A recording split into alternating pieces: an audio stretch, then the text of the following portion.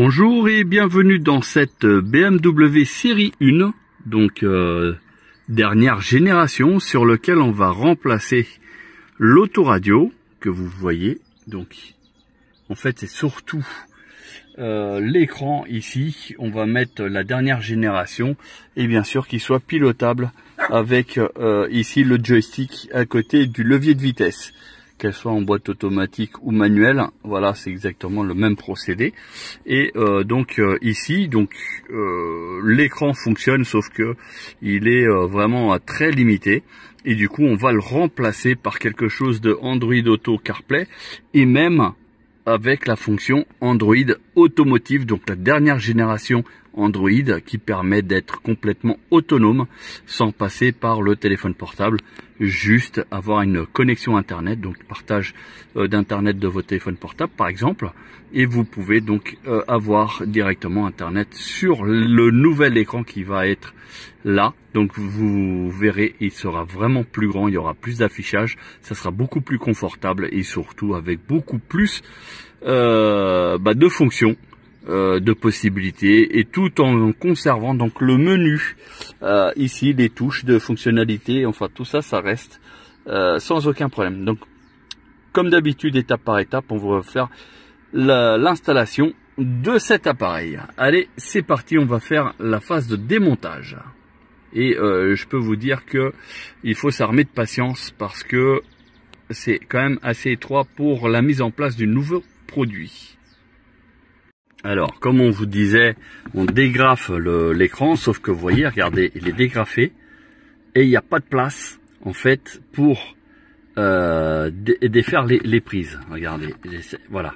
Là, je suis au maxi, je peux pas tirer plus et du coup, on n'a pas accès pour dégrafer. Donc, c'est pour ça que, vous voyez ici au niveau du câble, il est tendu. Vous voyez, regardez, je l'ai fait et j'ai bougé l'écran. Regardez, tac. Vous voyez, tac. Là, je le bouge. Alors, on va faire un truc pour que vous puissiez voir plus facilement. Regardez. Vous voyez? Voilà. Et c'est hyper tendu. Et c'est pour ça que vous êtes très nombreux à ne pas y arriver parce que, en fait, ça a été vraiment calculé presque au centimètre près chez BMW. Et du coup, pour mettre les nouveaux câblages, c'est hyper tendu. Alors, c'est vrai que il y en a qui mettent une demi-journée pour faire l'installation. Quelqu'un qui n'a jamais fait va mettre même 2 jours. Voilà. Mais il faut savoir que malheureusement, le temps il est justifié parce que c'est tendu. Et en plus, vous verrez que derrière ça, c'est vraiment très limité en termes de place. Et malheureusement, on est obligé vraiment de passer par derrière l'appareil. Donc on sait déjà qu'on va galérer quand je vais retirer les vis là et pour brancher les câbles, etc. On va galérer pour remettre l'appareil à sa place. Donc il y a des guides, et heureusement, parce que sinon, je vous dis, on peut y passer des heures rien qu'à mettre en place comme il faut l'appareil. Voilà, donc bon, on a dégrafé, maintenant on va être obligé de défaire lui pour déconnecter les câbles de manière à avoir plus de jeu afin de sortir l'écran central. Allez, c'est parti, comme d'habitude, étape par étape. Donc voilà, pareil, je profite de cette vidéo pour informer que ce n'est pas du BMW comme beaucoup le pensent, comme beaucoup nous tiennent tête, etc. Voilà, c'est un équipementier qui a rien à voir. D'ailleurs, vous voyez, c'est pas du Clarion, c'est pas du Pioneer, Alpine, etc. C'est Magneti Marelli qui est plus spécialisé dans les pièces mécaniques, voilà, que sur les autoradios. Mais bon, il n'y a pas de problème, hein, c'est quand même de la bonne qualité. Ici, on n'est pas sur le super haut de gamme parce qu'on a cette prise là qui était en attente, elle est pas du tout connectée. Donc là, comme vous pouvez voir, c'est pour l'écran, l'affichage de l'écran qui se trouve là. Et regardez, quand je vais tirer sur le câble, vous voyez, là j'ai plus de marge et du coup ici, vous voyez, là je peux défaire les prises de l'écran et je peux y avoir accès sans aucun problème. Voilà pourquoi il faut enlever cette partie là, et en plus vous êtes obligé de enlever l'alimentation pour pouvoir mettre, donc, enfin chez nous en tout cas, les adaptateurs sont prévus pour se brancher. Donc là, ça vient de la voiture. Un adaptateur donc qui se branche ici, qui se branche ici et qui se branche sur l'écran. Voilà, chez nous, comment ça se passe. Allez, on continue l'installation. Donc première présentation en fait de l'écran, hein, donc la place qu'il va prendre, tout simplement. Donc on compare avec l'ancien. Donc ici, alors attendez, je vais prendre de manière à ce que vous puissiez voir. Donc vous voyez au niveau de l'écran, si je le mets vraiment,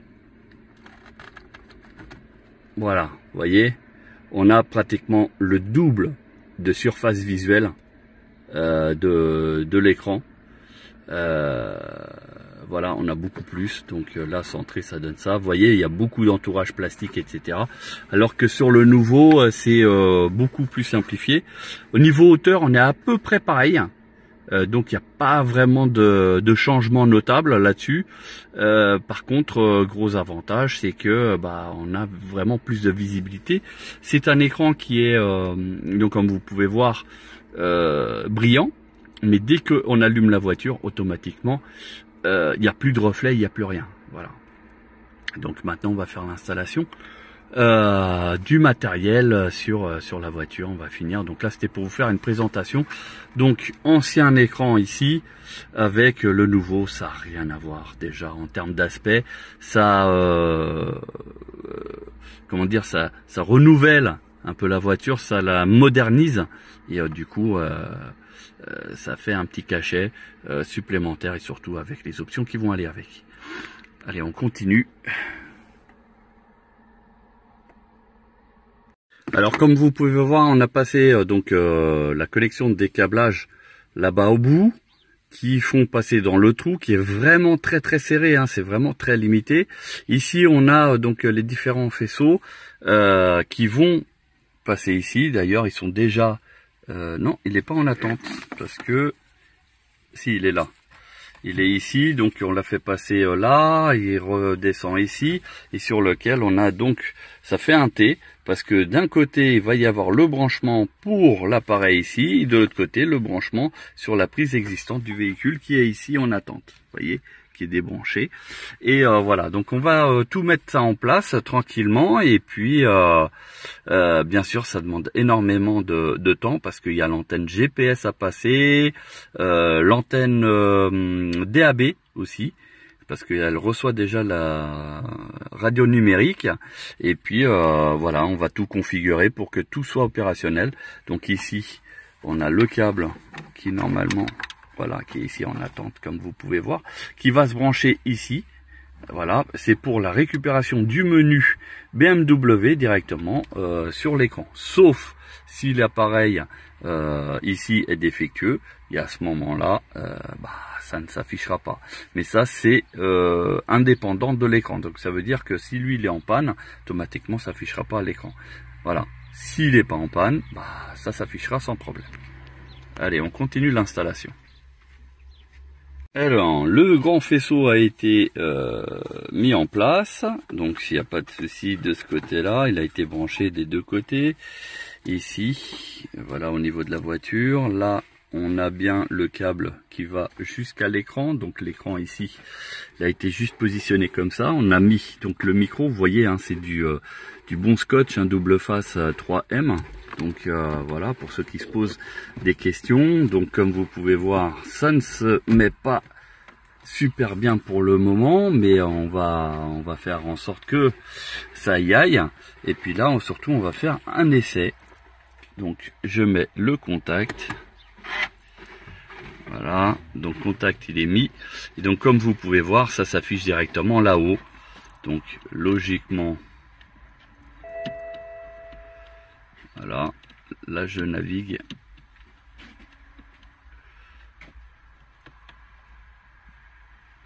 Donc audio.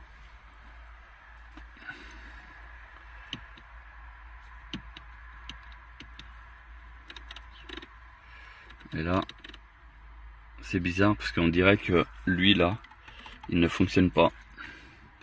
Bon, sinon on a accès à tout, navigation. Donc là c'est par défaut c'est Google. Voilà. Il suffit juste de paramétrer pour avoir la Wi-Fi. Et puis logiquement c'est bon, sinon il y a le Bluetooth. Voilà, il y a tout ce qu'il faut, il n'y a aucun problème. Bien sûr, on a, alors justement, et voilà, il y a nos signaux. Donc ça veut dire que lui, il est en panne, il est mort. Voilà. Donc malheureusement, on peut rien faire, ça restera comme ça.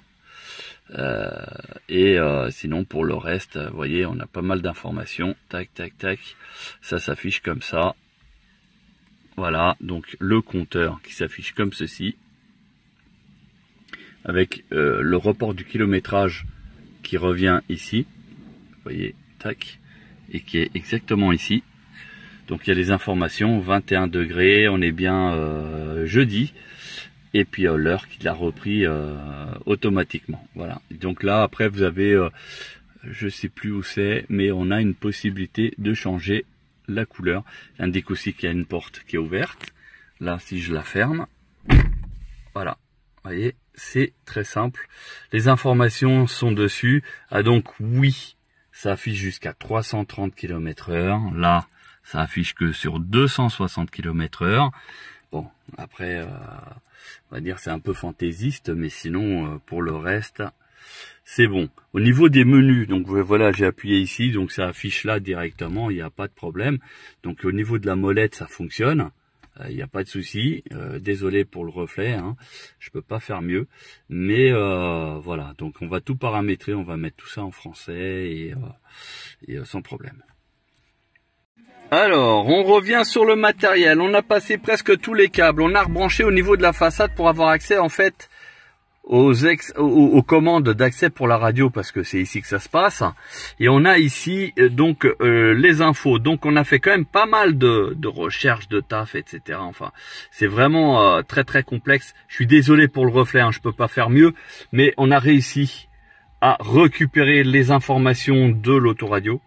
À savoir que lui, malheureusement, il est fatigué, donc c'est pour ça que ici, vous voyez, quand on met le menu BMW, on a des rayures ici. Malheureusement, je ne peux pas faire mieux que ça. À savoir qu'au tout début, on n'avait vraiment aucune information de ce côté-là. La molette ici, alors je vais essayer de voir. Non, j'arriverai pas à filmer. Si, voilà. Molette. Vous voyez, je touche la molette. Regardez, et on a bien accès aux informations. Regardez, info du véhicule, ordinateur de bord. Regardez, vous voyez bien que on a accès. Donc là, 5 litres 1 au 100, pardon. Il reste une autonomie de 107 km et ici une vitesse moyenne de 48 km. Vous voyez tout ça avec la molette. Et si on vient, vous voyez, là, je suis revenu en arrière. Le statut du véhicule. Donc, tout est conservé. Vous voyez. Niveau d'huile. Paf. On a vraiment toutes les informations qui s'affichent. Bon, allez, je reviens en arrière. Parce qu'il y a des trucs où il faut faire des choses. Enfin, bref. Là, vous voyez, il y a juste l'huile moteur. A priori, il y a une vidange à faire. Sinon, tout le reste est OK. Il n'y a pas de problème. Voilà. Donc, ça, c'est pour le menu au niveau du joystick, pardon, qui est bon. Voilà. Aucun défaut. Véhicule, aucun défaut. Bon, en même temps, vu comment il est entretenu, le véhicule, j'aurais été surpris d'autres choses. Donc, bien sûr, on a la radio. Regardez.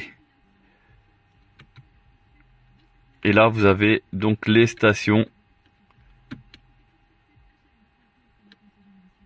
voyez, pas mal de... Alors, on revient en arrière. Après, je ne sais plus comment ça marche. Mais en tout cas, si j'appuie ici, regardez.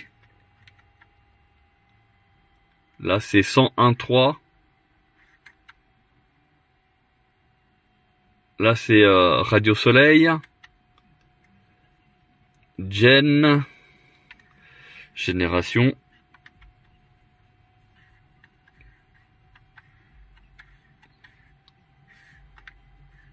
Et ah oui, donc là il y a plus de station, c'est marqué inoccupé. Voilà, donc ça a été très très difficile, mais voilà, on a réussi parce que le problème c'est que comme lui il est défectueux et c'est lui en général qui donne les informations au niveau de l'écran, donc bah on n'a pas pu faire mieux que ça. Et je vais essayer de tenter éventuellement un nettoyage au niveau des câbles, si ça peut améliorer quelque chose, on verra bien. Et puis bah voilà. Donc bien sûr on a averti le client, appel vidéo en direct, donc il sait que le chantier a été vraiment très très long, il pourra même en témoigner dans la vidéo si besoin, même sur notre page Facebook, YouTube, TikTok, enfin bref, il pourra lui-même témoigner que on l'a tenu au courant dès le départ, même si au début il avait une crainte, on a toujours essayé de le rassurer au maximum, voilà, donc il y a pas de problème. Voilà, et là on est content, et surtout que quand on appuie là, vous voyez, on a accès donc à toutes les fonctionnalités de l'appareil. Donc regardez, et surtout le truc qui est hyper appréciable, voilà, c'est ça. Et ça, vous pouvez changer de couleur. Et on a la fonction ici, vous voyez, avec la voiture. Je vais ouvrir la portière volontairement. Vous voyez, porte ouverte. Voilà, vous avez vu. Enfin bref, donc bah, si vous êtes intéressé par une prestation, n'hésitez pas à nous demander. Là, on va finir le montage et vous allez voir que tout va s'intégrer parfaitement. Alors, j'ai remonté, j'ai galéré pour mettre le câble. Enfin, le système, parce que le câble derrière, c'est vraiment une usine à gaz. Donc là, du coup, on va pouvoir remettre un petit peu tout en place. Mais c'est pas une mince affaire. Donc voilà, parce que surtout, il y a tous les câbles là que j'ai fait passer ici au centre. Donc je sais pas si vous arrivez à voir. Vous voyez, donc du coup, il faut pas qu'il y ait de câbles qui se mettent devant les bougies aération. Et puis ici, donc ça va sur la console centrale pour les warnings. Donc ici. Et puis l'autre prise là. Voilà, c'est pour ça là. Voilà, donc on va tout installer petit à petit. Donc ici, ça va prendre la place. Ça va prendre sa place ici. Vous voyez. Tac.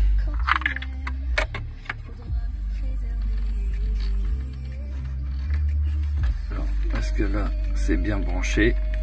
Voilà, là c'est bien branché. D'ailleurs, tac, là je l'éteins. Et là, voilà, ça fonctionne, il n'y a pas de problème. Les stations.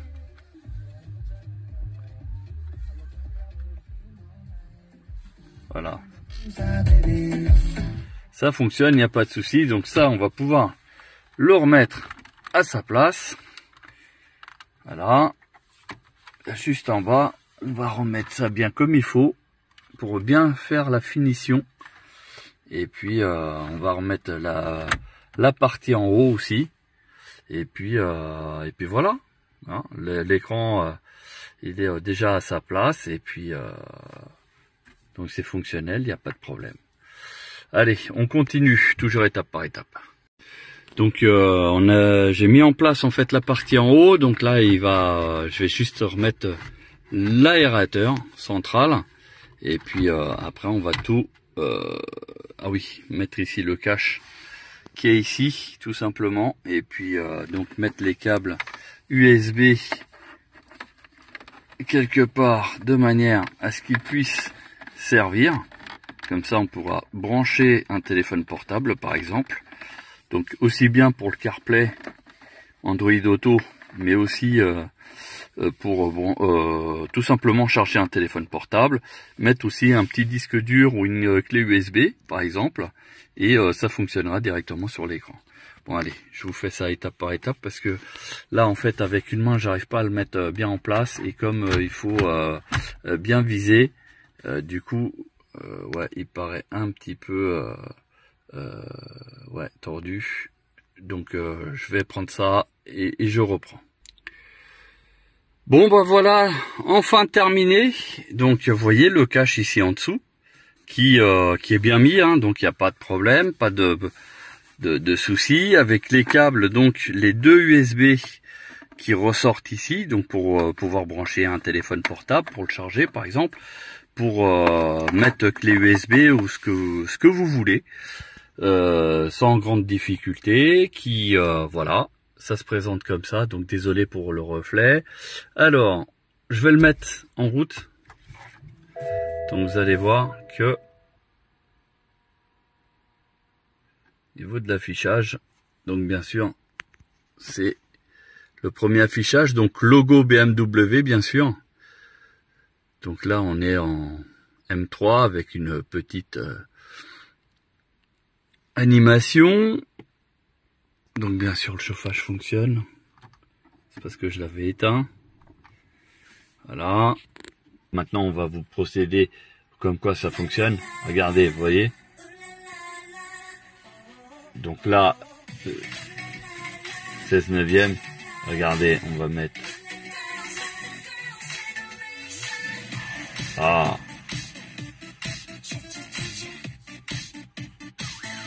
Voilà.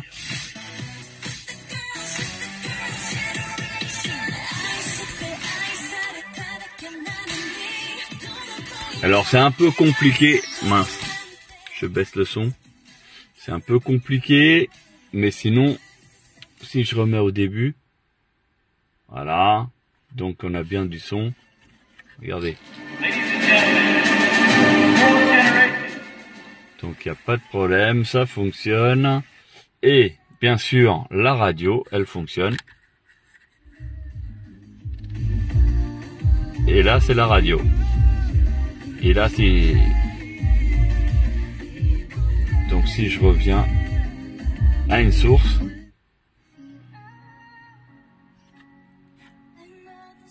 il n'y a pas de souci. Et si je mets la lumière, voilà, vous voyez que au niveau de l'image, ça s'ajuste. C'est-à-dire que dès que les lumières s'allument, vous avez l'écran qui va baisser en intensité, et ce qui fait que c'est beaucoup plus agréable à regarder la nuit. Voilà, donc ça donne ça. Voilà, et puis voilà, et là si je coupe les lumières, vous voyez, là l'écran il s'est mis plus fort. En fait, c'est pour contrer la lumière. Voilà, donc la prestation elle est terminée. Voilà, comme vous pouvez voir, tout c'est bien fini.